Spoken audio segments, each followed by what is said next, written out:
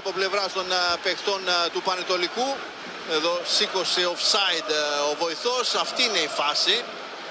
Πολύ κοντινή απόσταση από τον Γκράναθ στον Κωστίνια.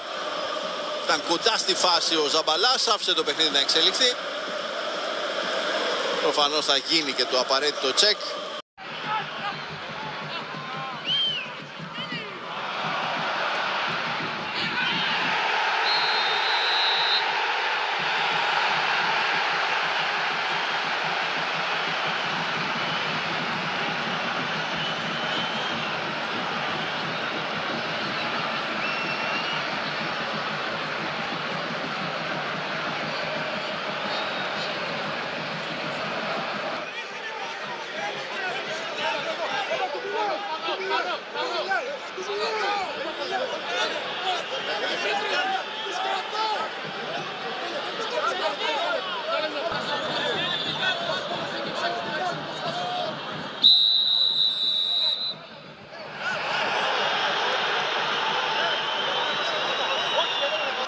Και ο Αστέρας τώρα με Γιαμπλόνσκι.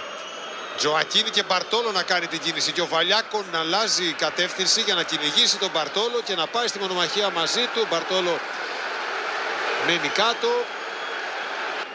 Εδώ η αρχή της φάσης μονομαχία του Οσδόεφ με τον Τζοακίνι. Στημένη μπάλα για τον Παναθηναϊκό στο 80. Βγαίνει ο Αθανασιάδης. Χάνει την μπάλα, ο Τετέι της πρόχνει προς τα δίχτυα. 3-1. Διαμαρτυρίες για φάουλ από τους παίκτες του Άρη. Ο Τάμας Μπόγκναρ λέει σέντρα. Απίθανο.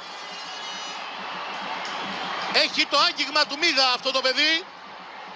Πόσο να είναι, 10 δευτερόλεπτα στον αγωνιστικό χώρο. Και σκοράρει.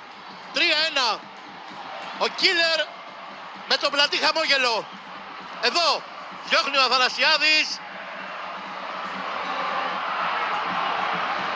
Θα μετρήσει, αν καταλαβαίνω καλά, από τον Τάμας Μπόγκναρ.